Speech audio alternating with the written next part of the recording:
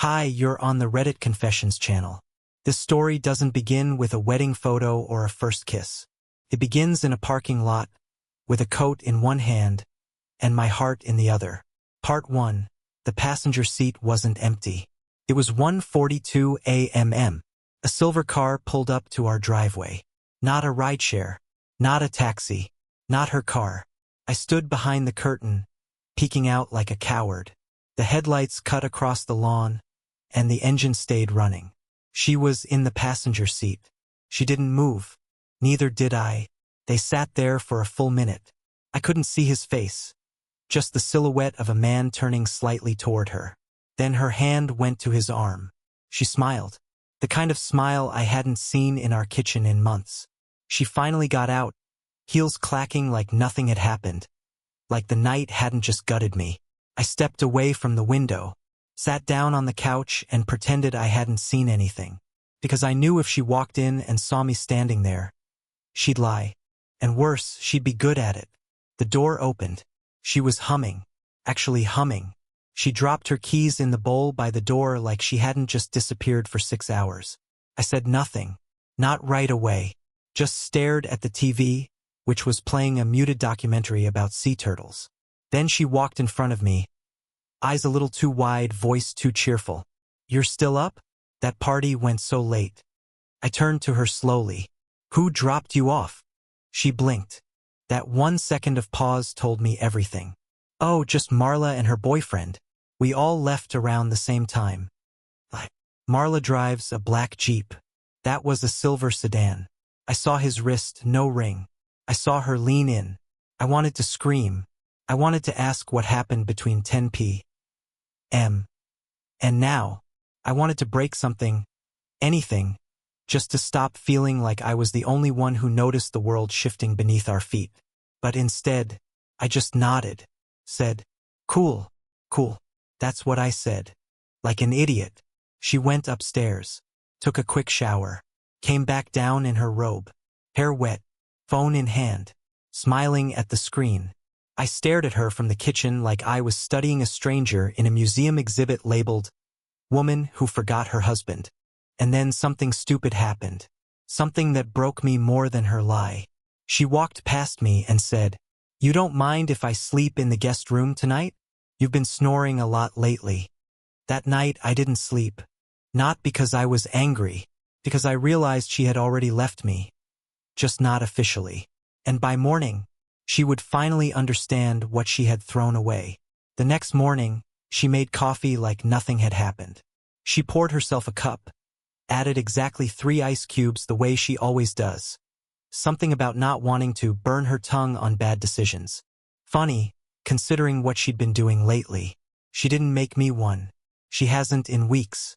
I sat at the dining table in silence, watching her scroll on her phone, laughing under her breath. And I noticed something that made my stomach twist. She was wearing makeup. Not heavy, just subtle. Concealer, lip gloss, mascara. At 8:30 in the morning. On a Saturday. For a girl's day. I wanted to say something. Anything. But instead I said, "Going somewhere?" She smiled too quickly. "Marla and I are hitting that new vintage spot in Hillside. Then maybe brunch. Want me to bring you something back?" I nodded. "Yeah, honesty." Her smile faltered for half a second. That was the only crack in the glass.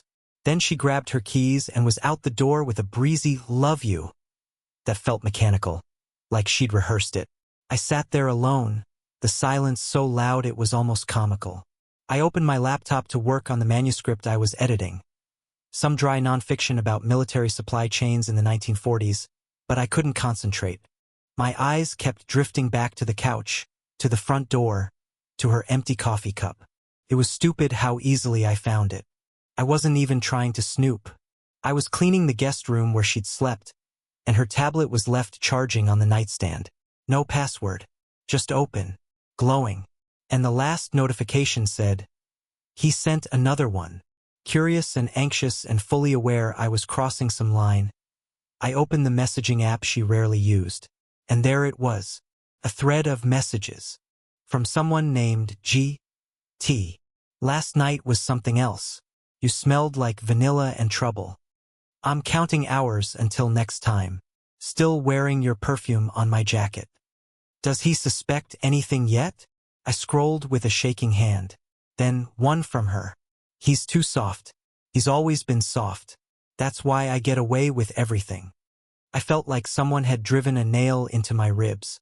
I stared at those words over and over, trying to make them mean something else. But they didn't. That was me. I was the soft one. The one she pitied, tolerated, and lied to because she could. The air in the room felt heavier. I closed the tablet. I didn't take screenshots. I didn't confront her. I didn't even cry. I just stood there, still, numb. My mind trying to protect me by freezing everything.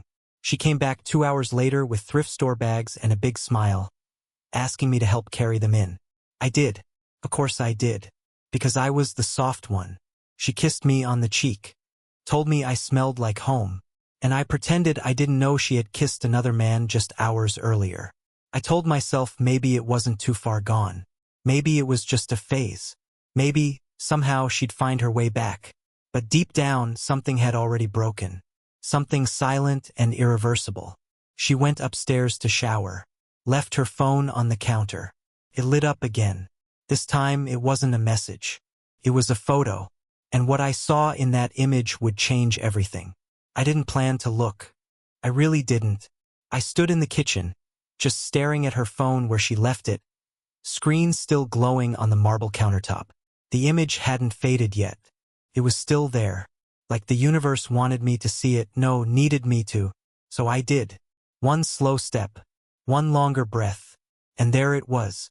Not graphic, not even that revealing by most standards, but damning all the same. A selfie. Her face flushed, lips slightly parted. Her hair a little messy. That same black dress from last night hanging off her shoulder. And behind her, barely visible but unmistakable, was a man's hand, pressed low on her back. His thumb hooked under the fabric like it didn't belong there. Because it didn't. My heart didn't just sink. It imploded. I locked the screen quickly, not even realizing my hands were trembling. She was singing upstairs. That light, thoughtless singing she did when she thought she was untouchable. I stared at the stairs like they were miles high. I could walk up and ask her. Right now. I could tell her I saw it. I could end the show. But something in me stopped. Something cowardly or maybe something strategic. I knew if I confronted her now, she'd lie. She'd cry. She'd spin it until I questioned my own eyes. So I waited. I took a walk instead. Out of the house, past the mailbox, down our old quiet block that suddenly felt like a stage set built on sand. I must have looked insane, walking with no jacket, no phone, no expression. Just a hurricane inside. I ended up at the park. The one where we used to go during our first year of marriage. I sat on the same bench where she once told me she wanted to grow old with me. And now, I was just the background noise in her double life.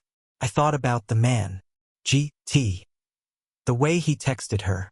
The way she responded. The way she looked in that photo. I didn't know who he was, but I hated that I knew who she was now.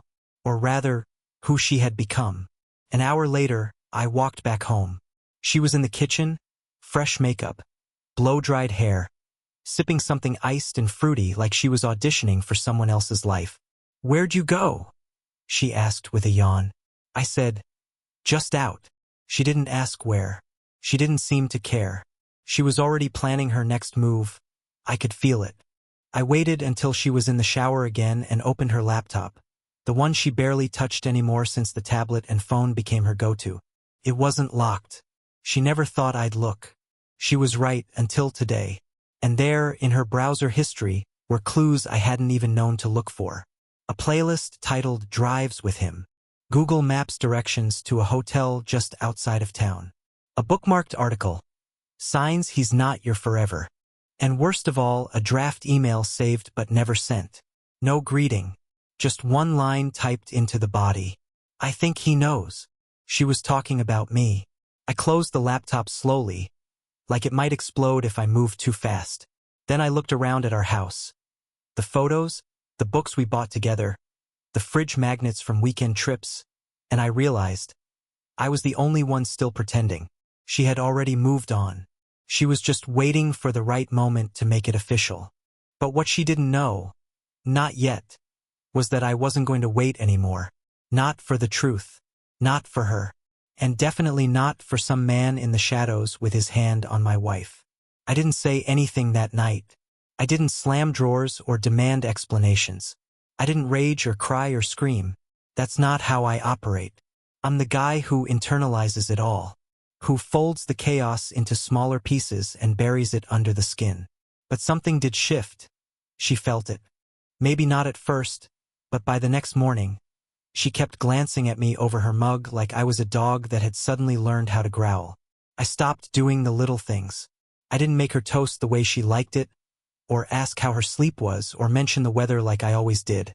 It was subtle but noticeable. She tilted her head once and said, "You're quiet today."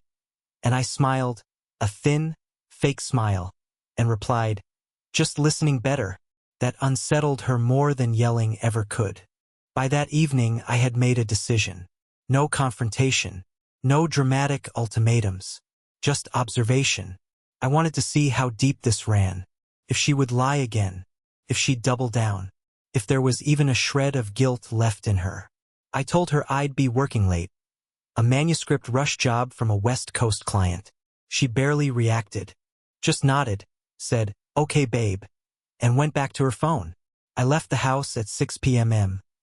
and parked 3 blocks away with the engine off. I waited. 7:12 p.m. She came out in that same black dress. Again. Hair curled. Heels on. No coat, even though it was cold. She climbed into a car I'd never seen before. Black, newer, clean, tinted windows. The passenger door opened like it had done this before. I followed them. They didn't go to dinner, or the movies, or even somewhere remotely discreet. They drove to a strip of industrial road past the edge of town. Behind a warehouse. Place for secrets. I didn't need to follow them further. I didn't want to see more. I'd seen enough. I pulled over down the block and just sat there, staring at the wheel. Hands white-knuckled. Breath shallow. And then, without warning, I laughed. It wasn't funny. But I laughed anyway, because the pain didn't know where else to go. I stayed there for over an hour. When I finally returned home, I did something strange. I made our bed. Clean sheets. Folded corners. Her pillow fluffed like I used to do when we were still a team. And then I sat at the dining table and started writing. Not a letter. Not a poem. A list. A list of everything I had done for her. Everything I had forgiven. Everything she had taken. Not out of bitterness, but as evidence. Evidence that I existed in this marriage. That I was here. That I tried. Because when she finally leaves, and I know now she will, I need to remind myself that I wasn't crazy for loving her. She came home at 11:46 p.m. Didn't say where she was. Didn't apologize. She came in, gave me a limp kiss on the cheek, and went upstairs. I stayed downstairs for a while, then checked her phone again. New messages. "You taste like sin. I'd risk it again." He doesn't know. He never will. This time, I smiled, because now I did know. And soon so would she. The next morning, I woke up before her. Not out of habit, but because I didn't sleep. I lay there for hours staring at the ceiling, trying to feel something besides humiliation. There's a difference between knowing your partner is cheating and watching them cheat with your own eyes. One is paranoia. The other is a gut punch with receipts. She stirred around 9 a.m., groaned something about a headache, and asked if I could make coffee. I didn't answer. I was already downstairs, writing. I had a plan. Not some dramatic Hollywood-style confrontation. No screaming in public. No exposing her at a family dinner. I wanted her to feel what I'd felt. Confusion, silence, slow-burning anxiety, without ever giving her the satisfaction of knowing when or where it would strike. If she thought I was weak, I'd show her what quiet power looked like. The first thing I did was change the password on our joint streaming accounts. Just slightly, a number off. Then I removed my name from the grocery delivery app she used every Sunday. Nothing that would raise red flags, just enough to annoy her. Then I moved our wedding album. Not hid it, just replaced it with a stack of tax forms and left the empty space on the bookshelf. A ghost shelf. That day, I watched her go through the motions. She made avocado toast, did her makeup, answered emails, but something was different. She kept looking at me, not with love or guilt or even concern. More like wariness. She felt the shift. She didn't know what it was, but she could sense it. That's when I knew it was working.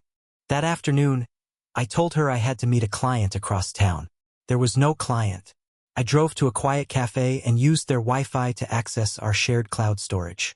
I found the folder she never thought I'd notice, labeled Inspiration. It was full of photos, not graphic but suggestive.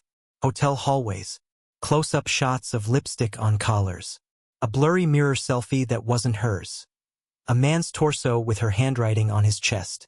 Mine, for now. I downloaded everything and renamed the folder. Just one word: goodbye. That night she cooked dinner. Pasta. She only cooked when she felt guilty. She poured wine she didn't drink and sat across from me like we were two actors doing a table read for a marriage we used to believe in. I asked her how her day was. She flinched, said, "Fine. You?" I smiled. I said, "I cleaned the attic." Her fork paused midair. "The attic?" "Yeah," I said casually. "Found some stuff I forgot was up there. You should go through it sometime." She didn't ask what I meant. She didn't want to know. And that's what I was counting on. She went to bed early. Said she had a meeting in the morning. I watched her walk upstairs and wondered how long she thought she could keep this going. A week? A month? Did she believe I was still that same soft, oblivious man who'd rub her feet at night while she texted someone else under the blanket? Because I wasn't. Not anymore. And she'd learned that soon enough. She started to feel it the next morning. I could tell by the way she lingered in the hallway, half-dressed for work, holding her phone like it had betrayed her. I was sitting on the couch, pretending to read, but really just listening. Her sigh was sharp, deliberate, like she was hoping I'd ask what was wrong. I didn't. I turned the page of a book I wasn't actually reading and asked, "Want me to pack you lunch?" She blinked at me like I'd spoken a language she didn't understand. "No," she said quickly, distracted. "It's fine. We're ordering in today." I nodded. Then, as she turned, I added, "You might want to double-check your calendar app." I moved some stuff around. That stopped her in her tracks. She turned halfway back toward me. "You did what?" I kept my tone light. "It's still shared, right? Thought you said I should block out the home maintenance calls and grocery drop-offs. Didn't want you to forget." Her eyes narrowed just slightly, not because of what I said, but because I said it like a man who had nothing to lose. She left 10 minutes later. I watched her pull away from the window again. Only this time, I noticed her texting before she reached the corner. Nervous fingers. I imagined the message. "Something's off. I think he knows." That day I made another move. I printed the list, the one I had been building. I formatted it like a spreadsheet, cold, clean, clinical. Line by line. Dates, actions, screenshots, quotes, locations. No accusations. No interpretations. Just facts. I titled it, "Since You Stopped Loving Me." I sealed it in an envelope and placed it in her purse while she was in the shower that evening. I knew she wouldn't see it right away, not until work the next day. That was intentional. Let her open it surrounded by glass walls and fake friends. Let it feel like a crack in her perfectly managed image. That night, she asked if I wanted to watch a movie. I said sure. She picked something with beautiful people cheating on each other in high-rise apartments while soft music played. A year ago, I would have said it made me uncomfortable. Now I just watched her instead of the screen. At one point, she looked over and said, "You're really quiet these days." I replied, "Only when I'm learning something." She didn't ask what I meant. I waited until she went to bed, then turned off the TV and sat in the silence. I was starting to like the quiet. It was honest. At 1:12 a.m., I got the notification. She'd opened the envelope. I didn't have to hack anything. I just placed a tracker in the corner of the page. Simple, legal, undetectable. I watched as her phone lit up 5 times in a row. I pictured her scrolling, sweating, reading my careful list of everything she thought I hadn't noticed. She didn't come downstairs that night, but the next morning, everything changed. Her face was puffy. She didn't put on makeup. Her eyes looked hollow. She handed me a coffee, no words, just placed it in front of me like it was a peace offering, or maybe a test. I took it, sipped, then said, "You look tired." She smiled. A broken, twitchy thing. "Didn't sleep much." "Me neither," I replied. "I've been working on closure." She didn't reply, just stood there. I let the silence stretch.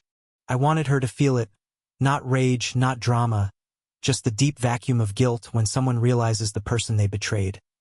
Finally stopped waiting. That night she canceled her plans.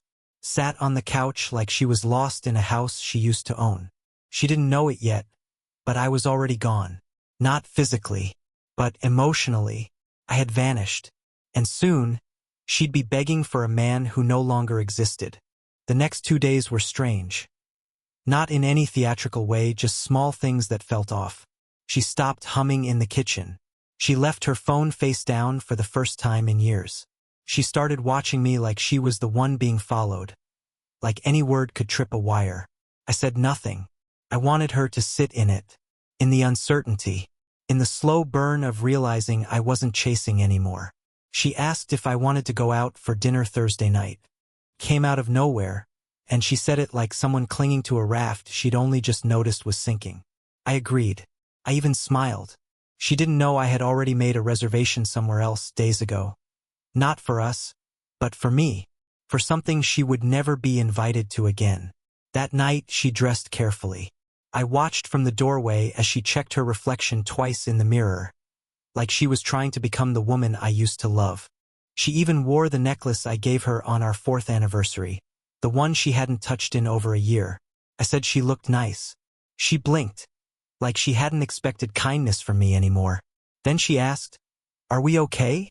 I could have said so many things, but all I said was, "Are you?" She looked away. The restaurant was quiet, soft lighting, the kind of place people propose in. She ordered wine and barely drank it. She talked about work, then her mother, then asked about my editing projects. I gave short answers, watching her fall over herself trying to patch a ship that had already sunk. Finally, she said it. "I made mistakes." I said nothing. I don't know what I was thinking. It got out of hand. It wasn't supposed to be serious. Still, I didn't speak. She lowered her voice and leaned forward. "He didn't mean anything, I swear. I didn't plan to hurt you." I nodded slowly. "You just did it by accident?" She flinched. "No. I mean, I didn't think it would get this far. I didn't think you'd find out." That part, that broke me more than all the rest. She wasn't sorry for what she did. She was sorry for what I knew. When the waiter brought the check, I reached into my pocket, took out a folded sheet of paper, and slid it across the table. She looked confused. Then she opened it. Her face went pale. It was a list of dates, locations, screenshots, the same document I'd left in her bag, only this version had annotations, circled times, underlined phrases. Next to one message I'd written, "This was the night I stayed up waiting for you to come home." I told her she could keep it. She tried to speak, to explain again maybe or justify it one more time, but I stood up before she could. I didn't yell. I didn't cry. I just said, "You broke something I'll never get back, and now you don't get to keep me." I walked out, left her sitting there, stunned, in that candlelit lie of a dinner she thought could fix what she destroyed. When I got home, I didn't pack a bag. I didn't run. I didn't post anything online or text a friend to come help me through it. I simply sat on the edge of the bed, looked around at the house we built together, and whispered the truth I'd been holding inside for far too long. She killed the version of me that still believed in her. And now, she was going to meet the version of me she never thought I'd become. 3 days passed before she tried to fix it again. Not through some grand gesture. Not the movie version with flowers and tears, but with her version of remorse.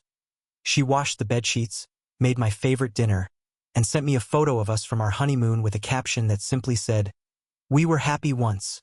I didn't reply. because something inside me had already shifted into a place she couldn't reach anymore. Not out of hatred, not even out of pride, but because the peace I had now was louder than her absence. She tried to bring me back with old memories. She opened old photo albums, left them on the coffee table. She lit candles she hadn't used in years. She wore that same sweater I always said looked like it belonged to the version of her I first fell for. But I saw through it all. This wasn't her missing me. This was her missing who she was when she still had my trust. I had quietly changed the locks the day after that dinner. Not just on the house, but on my heart. My love for her wasn't a faucet she could turn on again when she was cold. I poured it out, every drop, and I didn't feel empty. I felt free. 1 week later, I left the house for good. No drama, no divorce party, no Instagram post. Just a quiet morning, an open window, and a note on the kitchen table that read, "I won't hate you, but I can't stay in the shadow of who we used to be. Don't look for me in the past. I'm not there anymore." I moved into a smaller place, closer to a lake, where no one knew me as her husband. I started editing full-time again. I joined a local writing group. And on one cold evening, at a corner cafe that didn't know my history, I struck up a conversation with someone over mismatched coffee mugs and shared glances. Her name's not important. What matters is, she laughed at something I said. And it wasn't polite laughter. It was real. That's when I knew I wasn't broken. Just bent for a while. And as for my ex, I heard she still asks mutual friends where I went. I heard she cried the night the note was found. I heard she told her mother she thought I'd never leave. But she was wrong. Because even soft men have limits. Even the quiet ones know how to walk away. Thanks for watching this story on Reddit Confessions. If you've ever had to rebuild yourself after betrayal, or if you've quietly walked away from something toxic without burning the bridge, let us know in the comments. What's one historical moment of silent resistance that inspires you? Tell us below. We'd love to hear your thoughts. And don't forget to like, share, and subscribe to Reddit Confessions for more powerful, true-to-life stories just like this one. We'll see you in the next confession.